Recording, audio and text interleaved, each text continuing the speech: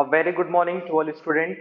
Once again, we are coming to introduce a new topic of class 11th accountancy. As you know very well, in the last three videos, we discussed a very important chapter of class 11th accountancy, that is recording in general. In this topic, firstly, we discussed what is general, what is generalizing, and what is journal entry. As well as we discussed the various specific entry regarding the purchase of goods, sales of goods, purchase related of goods, purchase return of goods, sales return of goods, and the specific entries related to the goods like goods withdrawn for personal use, goods distributed as free sample, goods uh, lost by fire, or goods lost by theft. As well as in the last video, we already discussed the specific entries like interest on capital, interest on drawing, and depreciation, outstanding expense, prepaid expense, accrued income, advance income. So you can see that firstly कि इसका क्या मतलब होता है और उस condition में हम क्या एंट्री पास करते हैं. As well as last class में हम लोगों ने डिस्कस किया था that is a banking transaction. It means जब बिजनेसमैन बैंक्स के साथ कोई ट्रांजेक्शन करता है it will be known as a banking transaction. In the case of the banking transaction, firstly we open the bank account. So in this situation, we pass the entry bank account debit to cash. If we amount deposited into the bank, so again we pass the entry that is bank account debit to cash. Sometimes we withdraw the money from the bank either for the office use, either for the personal use. यानी हम personal purpose के लिए भी पैसा निकाल सकते हैं bank से या फिर ऑफिस यूज के लिए. तो अगर ऑफिस यूज के लिए निकालते हैं so entry will be cash account debit to bank. But अगर हम पर्सनल पर्पस के लिए पैसा निकाल रहे हैं so entry will be drawing account debit to bank. Is that clear? Next point is a very important part जिसको हम लोग लास्ट वीडियो में क्लास 1 सितंबर के वीडियोस में अगर आप देखोगे तो उसमें मैंने बताया है बैंकिंग ट्रांजेक्शन में it is a very important part of the payment through the cheque. ठीक है, so please note down in your copy. In a banking transaction transactions which are related to the checks. It is a very important and very confusing topic. So you know very well, most of the banking transaction are done with the help of the checks. Businessman क्या होते हैं, ज्यादातर transaction banking के help में आज के as में check से करते हैं या ऑनलाइन पेमेंट करते हैं. तो ऑनलाइन का पेमेंट तो तुरंत हो जाता है. सो सिचुएशन में अगर आपने ऑनलाइन पेमेंट किया तो सेम एंट्री होगी that is expense account debit to bank directly. लेकिन अगर आप चेक्स की हेल्प से कोई पेमेंट करते हैं या चेक्स की हेल्प से कोई पेमेंट रिसीव करते हैं तो सिचुएशन में आपकी एंट्रीज थोड़ी डिफरेंट होती है. सो चेक्स के केस में क्या क्या कंडीशंस हो सकती हैं. So first condition, when payment received through cheque. अगर आपने कोई पेमेंट रिसीव किया चेक की हेल्प से सो इस सिचुएशन में entries will be cheques in hand account debit to giver. जो आपको चेक से पेमेंट करेगा. सपोज राम ने अपना पेमेंट किया through cheque so the entry will be cheques in hand account debit to Ram. So you know very well, इस cheque को क्या करोगे, घर पे रख लोगे, घर की वॉल पे सजा दोगे फ्रेम करा के? नो सर, इस चेक को हम जाएंगे बैंक में डिपॉजिट करेंगे तभी तो मेरे अकाउंट में पैसा आएगा. सो above check deposited into bank. आप क्या करोगे, उस चेक को बैंक में डिपॉजिट करोगे. So when you are deposited the cheque into the bank so in this situation the entry will be bank account debit to cheques in hand. Sir ये तो clear हो गया कि चेक मिलेगा so the entry will be cheques in hand account debit to giver. और जब उस check को बैंक में सबमिट कर देंगे, बैंक में डिपॉजिट कर देंगे so the entry will be bank account debit to cheques in hand. Sir ऐसा भी हो सकता है कि हमें पेमेंट मिले चेक से और हम उसको इमीडिएटली बैंक में सबमिट कर दें. Listen carefully, sometime business receive the payment through a check and immediately is deposited into the bank. कोई वेट नहीं, कोई एक दो दिन का वेट नहीं करेंगे, तुरंत चेक मिला तुरंत जाकर कहा बैंक में सबमिट कर दिया. So some of the situation when payment received by check and immediately deposited into bank, और उसको तुरंत कहां जमा कर दिया, बैंक में सबमिट कर दिया, तुरंत जाकर बैंक में जमा कर दिया, कोई नहीं सोचा। तो वहां दो स्टेप में एंट्री नहीं पास करनी है, यानी पहले चेक मिला फिर सबमिट किया, नो, वहां एक ही एंट्री पास होगी, that is a bank account debit to giver. आप देखो, चेक्स इन हैंड यहां डेबिट हुआ, चेक्स इन हैंड यहां क्रेडिट हुआ, तो डेबिट और क्रेडिट क्या हो गए, कट गए, तो entry will be bank account debit to giver. So you can see that अगर हमें कोई चेक मिलता है और उस चेक को हम इमीडिएटली किससे पे कर देते हैं, बैंक, इमीडिएटली उसको बैंक में डिपॉजिट कर देते हैं, so the final entry we got bank account debit to giver. ये हो गई तीन situation. One more situation is there, is very important, condition number D, when any expense paid through check, अगर हम कोई भी एक्सपेंस पे करते हैं किसकी हेल्प से, with the help of cheque, अगर हम किसी चेक की हेल्प से कोई एक्सपेंस पे करते हैं, so the entry will be expense account debit to bank. Please note down in your copy as well in your mind, अगर आपने कोई भी एक्सपेंस पे किया चेक से, तो वहां चेक्स इन हैंड नहीं लिखेंगे, वहां डायरेक्टली क्या लिखेंगे, बैंक लिखेंगे। यही थोड़ा सा आपको डाउट क्लियर करता है। तो अगर हम कोई एक्सपेंस पे करते हैं चेक से, या फिर when we paid any amount to any person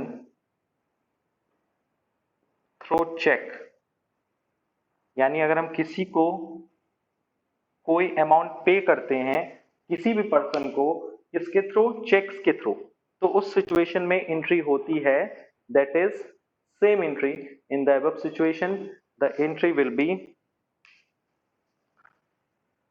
person यानी receiver account debit to bank. Suppose हमने मिस्टर एक्स को 1 लाख रुपए मुझे देना था, मैंने 1 लाख रुपए मिस्टर एक्स को दे दिया, किसके थ्रू दिया, चेक के through, so the entry will be ex account debit to bank. Okay, so it is clear for you कि अगर बैंकिंग ट्रांजेक्शन में चेक मिलता है, फिर उस चेक को हम बैंक में डिपॉजिट करते हैं, चेक मिलेगा so cheques in hand account debit to giver, cheque को सबमिट करेंगे तो bank account debit to cheques in hand, cheque मिला इमीडिएटली बैंक में सबमिट कर दिया, so the entry will be bank account debit to giver.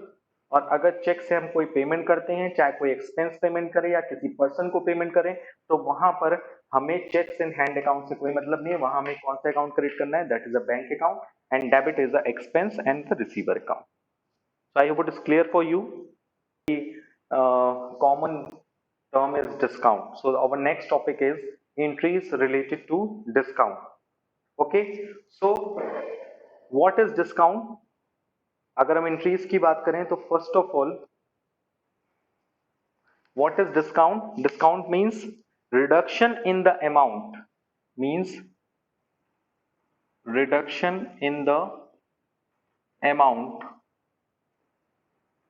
paid or received। कोई भी amount जो हमें पे करना है या हमें फ्यूचर में रिसीव होना है, उसमें किसी भी तरह का कोई रिडक्शन होता है, so it will be known as a discount. जैसे सपोज हम मार्केट में गए और मार्केट में हमें एक दुकान थी, शॉप थी, क्लॉथ शॉप्स थी, उस पर लिखा था 10% डिस्काउंट। इसका मतलब क्या है कि अगर हम कोई प्रोडक्ट वहां से खरीदेंगे, कोई क्लॉथ खरीदेंगे, तो उसके प्राइस पे हमें 10% का डिस्काउंट मिलेगा। यानी अगर उसकी प्राइस 100 रुपीज होगी तो मुझे पे करना पड़ेगा 90 रुपीज, क्योंकि 100 में से 10% क्या मिल जाएगा, डिस्काउंट, 10 रुपीज हमें नहीं देना पड़ेगा। It means in short way we can say that what is discount, discount means reduction in the amount paid और रिसीव्ड। अब उसके लिए सोचो, जिसने आपको डिस्काउंट दिया है उसको भी तो कम मिलेगा, तो वो भी उसको क्या बोलेगा, discount. So discount can be classified into the two categories, that is discount received and discount allowed. Please note down in this situation, there are basically two types, two condition related to the discount, that is discount received or discount paid। Paid means allowed, एक जैसे अगर हम गए shopkeeper के पास और हमने कोई purchase किया कोई प्रोडक्ट, तो वो मुझे डिस्काउंट देगा, यानी I am the discount receiver, हमें डिस्काउंट मिलेगा। सो डिस्काउंट रिसीव किसके टाइम होता है? At the time of purchase, यानी जब हम कोई प्रोडक्ट परचेस करते हैं तो क्या होता है? डिस्काउंट रिसीव्ड होता है। और अगर हम कोई डिस्काउंट अलाउ करते हैं तो किसने अलाउ किया? सेलर ने। जो मुझे प्रोडक्ट बेच रहा था, जो मुझे प्रोडक्ट सेल कर रहा था, उसने मुझे क्या दिया? डिस्काउंट दिया। तो उसके लिए डिस्काउंट अलाउड है, मेरे लिए डिस्काउंट रिसीव्ड होगा। यानी the person who purchase the goods who receive the discount, a person who sell the goods who allowed the discount. It means discount received is taken at the time of purchase and discount allowed at the time of sale. Sir ये बहुत common चीज है, ये सब हमको पता है। I know you are very brilliant. Discount receive purchase के साथ होता है, डिस्काउंट अलाउड क्या होता है? सेल के टाइम होता है। अब मैं आपको अकाउंट्स के वर्ड में लेके जाता हूँ। डिस्काउंट रिसीव्ड, अब आप खुद सोचो, आपने रॉ मटेरियल्स खरीदा होगा, आपको डिस्काउंट मिला होगा। जब आप अपना प्रोडक्ट फाइनली प्रोडक्ट सेल करोगे तो आपको डिस्काउंट देना भी पड़ेगा। यानी एक पर्सन डिस्काउंट रिसीव भी कर सकता है और डिस्काउंट अलाउ भी कर सकता है। ऐसा नहीं है कि पर्सन में डिफरेंशिएशन होगा कि अगर मिस्टर एक्स डिस्काउंट रिसीव करेगा तो mister why he discount allowed करेगा, मिस्टर एक्स डिस्काउंट अलाउड नहीं कर सकता। कर सकता है, क्योंकि you know very well manufacturing condition में यही होता है कि जब हम रॉ मटेरियल्स खरीदते हैं तो डिस्काउंट हमें मिलता है। जब हम उसी रॉ मटेरियल से प्रोडक्ट बनाकर फाइनली मार्केट में बेचते हैं तो मुझे भी डिस्काउंट देना पड़ता है अपने कस्टमर्स को। सो डिस्काउंट रिसीव्ड और अलाउड एक पर्सन कर सकता है, इसमें कोई डिफरेंशिएशन नहीं है। अब सवाल ये उठता है कि इसका रिकॉर्डिंग कैसे करते हैं कि डिस्काउंट रिसीव्ड अगर होता है, if there is any kind of discount received, so it is a income, it is a income, and discount allowed is a expense for the business. You know very well discount received is income, so according to the nominal account, you know very well nominal account में आपने clearly पढ़ा है debit the expenses and credit the income. It means discount received को हम लोग क्या करते हैं? credit करते हैं, और discount allowed को क्या करते हैं? debit करते हैं. So it is the first adjustment regarding the increase related to discount कि सर डिस्काउंट दो तरीके का होता है basically, discount receive, discount allowed, और डिस्काउंट रिसीव को हम क्रेडिट करते हैं और डिस्काउंट अलाउड को डेबिट करते हैं। What is trade discount? Trade discount is a discount which are allowed at the time of purchase of goods in large quantity. So what is the meaning of trade discount? When any seller allowed the discount to the customer when he purchased the goods in a large quantity.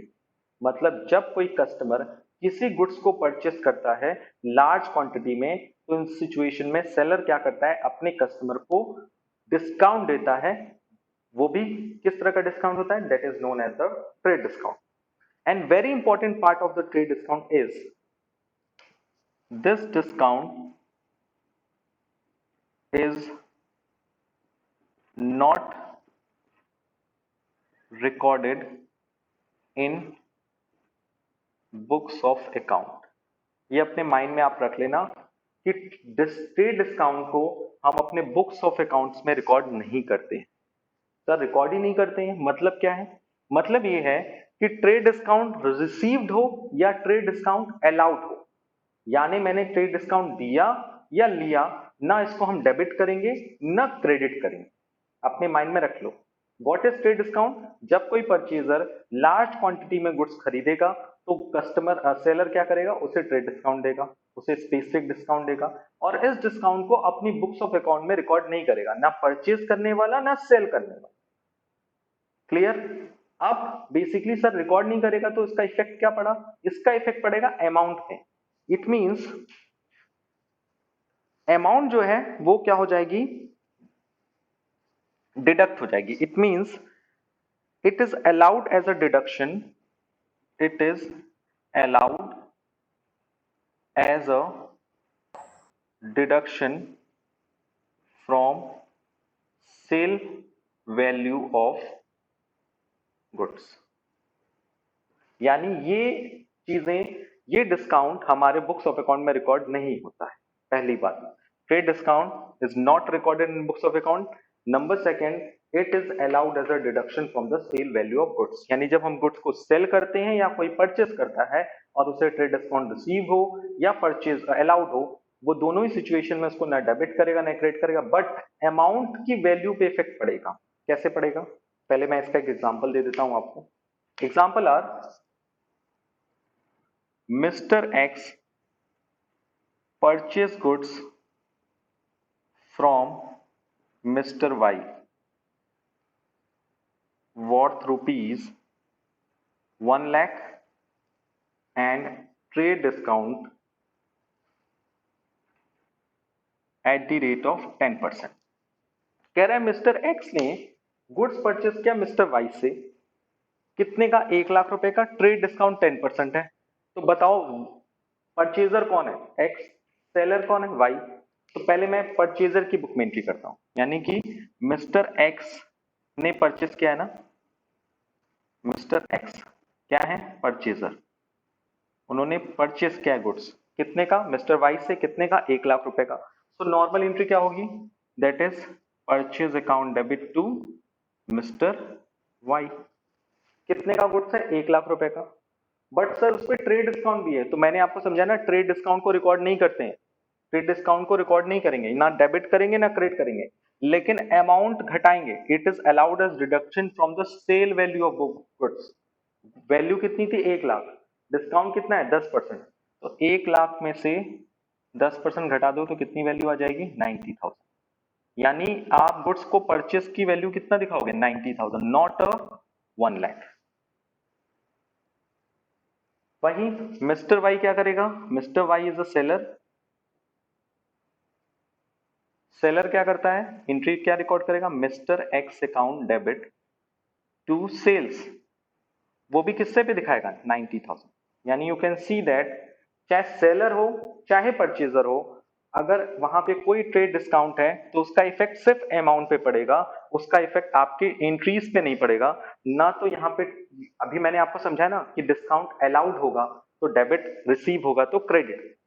Purchase के time discount credit होता है और cell के time discount क्या होता है, debit होता है। सो यहाँ दोनों ही चीजें हैं। यहाँ डिस्काउंट मिस्टर एक्स ने क्या किया है, डिस्काउंट रिसीव किया है, मिस्टर वाई ने क्या किया, डिस्काउंट अलाउ किया है, क्योंकि जो परचेस करता है वो रिसीव करता है, जो जो सेलर होता है वो डिस्काउंट अलाउ करता है। तो बेसिकली यहाँ पर ट्रेड डिस्काउंट ना तो डेबिट होगा ना तो क्रेडिट होगा, but it is allowed as a deduction from the sale value of goods. The second type of the discount is a cash discount. So what is a cash discount? It is totally different from the trade discount. Basically trade discount हम लोग इसलिए देते थे क्योंकि कोई purchaser ने bulk quantity में goods खरीद लिया हो। कैश डिस्काउंट जैसे नाम ही क्लियर है, cash discount, any discount which are given by the seller to the purchaser to motivate them to payment of the goods within a specified period. जैसे suppose मैंने आपको कोई गुड सोल्ड किया, अभी क्रेडिट पे sold किया, आपने कहा कि आफ्टर 30 डेज हम इसका पेमेंट कर देंगे या विद इन अ 30 डेज आप पेमेंट कर दोगे। तो मैंने कहा ठीक है पेमेंट कर देना।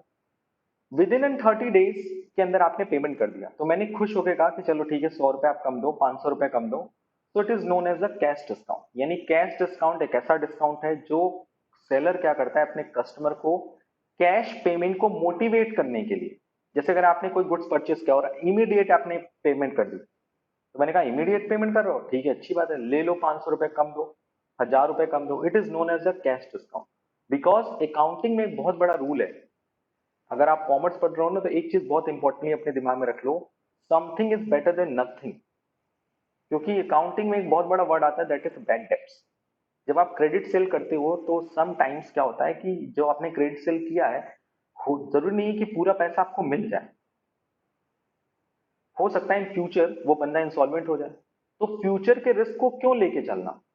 अभी 100 रुपए में 90 रुपीज में मिल रहे हैं, 95 में मिल रहे हैं तो रख लो।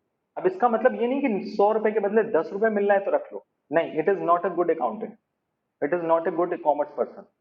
एटलीस्ट सफिशिएंट रेम्यूनरेशन मिल रहा है तो रख लो, जेब इमीडिएट रख लो, 1-2 रुपए कम ज्यादा चल रहा है ठीक है। तो कैश डिस्काउंट बेसिकली इसी प्रिंसिपल पे डिपेंड करता है कि अगर कोई भी कस्टमर टाइम से पेमेंट पहले कर रहा है तो उसको हम कुछ डिस्काउंट दे देते हैं, या इमीडिएट पेमेंट करता है तो उस पर वो खुश होकर कह देते हैं चलो यार ले लो, ताकि वो फ्यूचर में उसी लालच में क्या करेगा, तुरंत हमको क्या करेगा, पेमेंट करेगा। जैसे आप पेटीएम यूज करते हैं, पे यू मनी यूज करते हैं, गूगल पे यूज करते हैं, तो आपको जहां कैशबैक सबसे ज्यादा मिलता है आप उसी एप्लीकेशन को सबसे ज्यादा यूज करते हैं, क्योंकि it is just like a cash discount immediate. Google पे पे तो क्या होता है, आपको कैशबैक मिलता है, आप उस पर क्लिक करते हो, तुरंत आपके अकाउंट में क्रेडिट भी हो जाता है। That's why such kind of application is favourable for your transaction, कि अरे यार हम पेटीएम से खरीदेंगे, यहां से खरीदेंगे, तो वहां पेमेंट करें। तो कैश डिस्काउंट कस्टमर को बांधने के लिए भी सही होता है, यानी कस्टमर अट्रैक्ट रहते हैं, हमेशा अटैच रहते हैं, और दूसरा उनके माइंड में ये चलता रहता है कि अगर हम तुरंत पेमेंट कर देंगे तो हमें 2 रुपए, 5 रुपए, 10 रुपए का डिस्काउंट मिल जाएगा। तो यही है कैश डिस्काउंट बेसिकली। तो कैश डिस्काउंट होता क्या है, discount which are allowed for immediate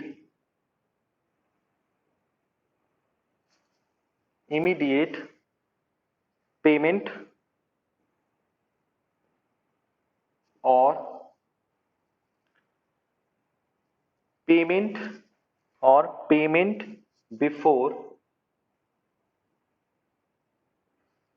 before its due date। यानी जब किसी पेमेंट का ड्यू डेट से आप पहले पेमेंट कर देते हो या तुरंत पेमेंट कर देते हो तो आपको एक डिस्काउंट मिलता है या डिस्काउंट दिया जाता है। तो दोनों के पॉइंट ऑफ व्यू सोचना है, जो डिस्काउंट दे रहा है उसके लिए डिस्काउंट अलाउड होगा, और जो डिस्काउंट रिसीव करेगा उसके लिए डिस्काउंट रिसीव्ड होगा, उसके लिए इनकम होगा। So it is known as the cash discount. इसका भी एक एग्जाम्पल से समझा देते हैं। एग्जाम्पल इज मिस्टर, बहुत ध्यान से देखना, मिस्टर मिस्टर क्या नाम लूं, Ram purchase goods worth rupees 1 lakh and received 10% cash discount for immediate cash payment. यानी राम ने गुड्स परचेस किया कितने का, 1 लाख रुपए का, और रिसीव किया 10% cash discount for immediate cash payment, यानी उसने तुरंत पेमेंट किया। तो इसकी जर्नल एंट्री क्या होगी, बेसिकली परचेज ऑफ गुड्स की एंट्री क्या होती है, purchase account debit to cash. Okay, so कितने का आपने परचेस किया, 1 लाख रुपीज का। आपने पेमेंट कितना किया है, इमीडिएट पेमेंट किया है, और आपको 10% कैश डिस्काउंट मिलेगा। सर ने आपको क्या बताया, सर ने बताया कि जब हम परचेस करते हैं तो डिस्काउंट रिसीव्ड होता है, और डिस्काउंट रिसीव को हम लोग क्या करते हैं, क्रेडिट। यानी 1 लाख में 10% आपने डिस्काउंट रिसीव किया, तो 1 लाख का 10% इज 10,000, यानी 1 लाख में से 10,000 आपको डिस्काउंट मिल गया, तो आपने पेमेंट कितना किया होगा, 90,000। The next example is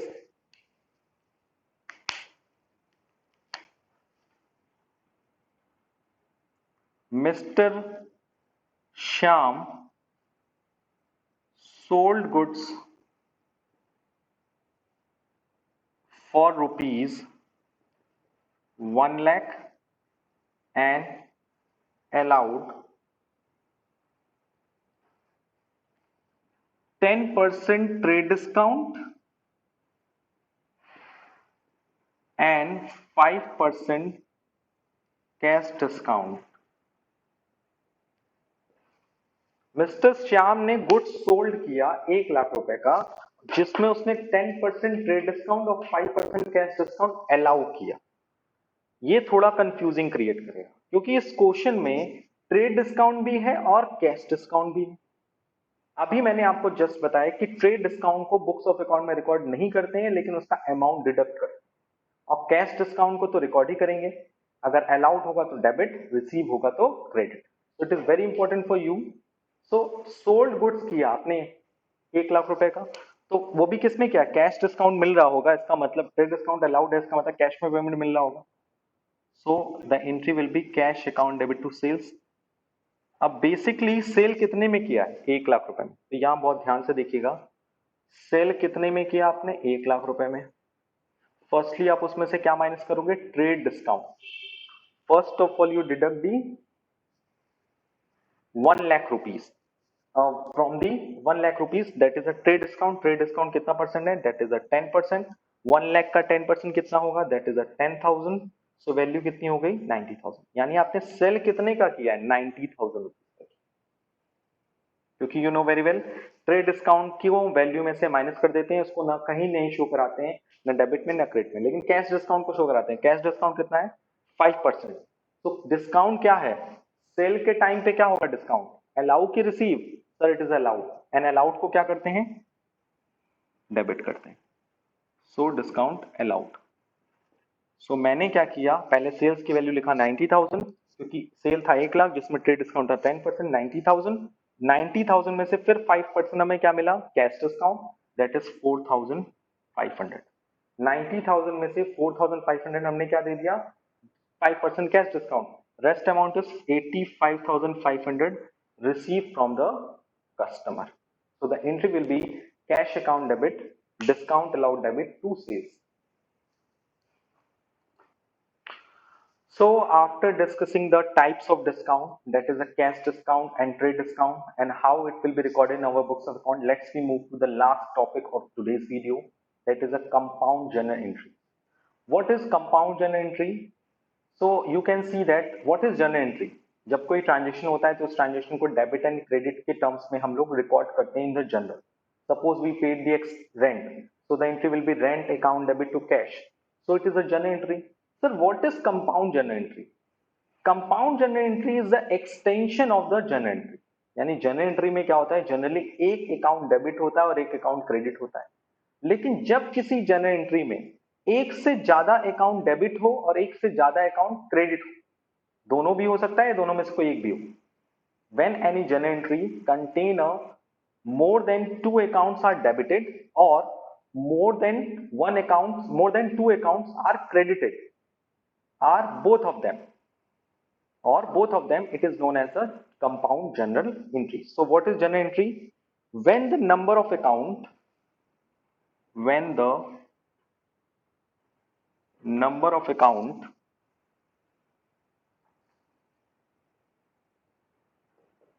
to be debited or credited or both, when the number of account to be debited, credited or both is more than one account, is more than one entry made for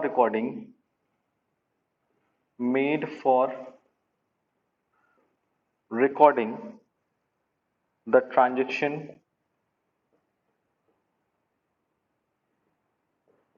is called compound journal entry. So I hope it is clear for you. Sir, give me one example for that. Sir इसके कोई example दे दें. Suppose एक example मैं फटाफट आपको दे देता हूं.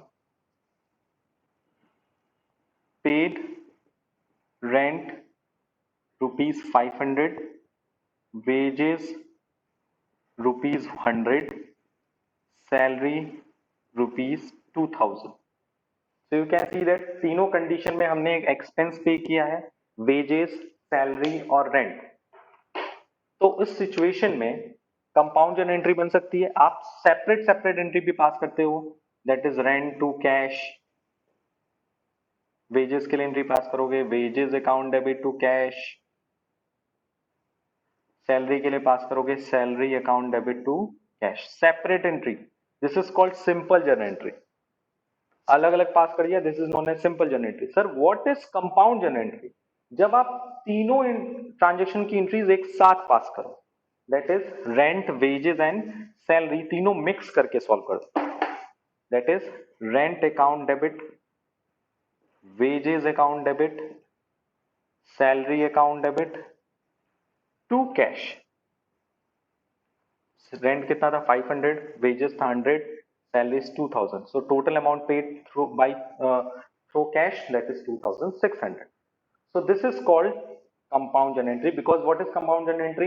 When the number of account to be debited or credited or both, यानी दो से एक से अकाउंट ज्यादा डेबिट भी हो जाए, एक से अकाउंट क्रेडिट हो जाए, या दोनों हो जाए, मतलब डेबिट भी दो अकाउंट हो, क्रेडिट भी दो अकाउंट हो, डेबिट 3 अकाउंट हो, क्रेडिट 4 अकाउंट हो, इससे कोई फर्क नहीं पड़ता। एक अकाउंट से ज्यादा जहां डेबिट होगा, एक अकाउंट से ज्यादा जहां डेबिट क्रेडिट होगा, वो एंट्री कौन सी एंट्री कहलाएगी? That is compound journal entry. ठीक है, इसके लिए बहुत बड़ा याद रखिएगा, एक बहुत बड़ी इंस्ट्रक्शन ये है इस कंपाउंड जर्नल एंट्री की, दैट इज डेट सेम होनी चाहिए। Date will be same. जैसे कि अगर कोई कंपाउंड जर्नल एंट्री आपको पास करना है, तो जैसे आपने पेड रेंट, वेजेस और सैलरी पे किया है, तो ये सब सेम डेट पे होनी चाहिए। अगर डेट डिफरेंट होगा तो कंपाउंड जर्नल एंट्री पास नहीं हो सकता। क्यों? क्योंकि आप इसको पहले रिकॉर्ड कर लोगे, फिर इसको बाद में, फिर उसको बाद में, तो ऐसा तो नहीं हो सकता एक्यूमुलेट करके एक एंट्री पास कर दो, नहीं, क्योंकि डेट अलग अलग है। लेकिन आपने सेम डेट पर वेजेस भी पे किया, सैलरी भी पे किया, रेंट भी पे किया, तीनों चीजें पे की, तो उस केस में आप कंपाउंड जर्नल एंट्री पास कर सकते हो। Okay, so if you have any problem so please ask me. So I hope today we cleared all the topics very easily. आज के लिए इतना ही, thank you, thanks a lot.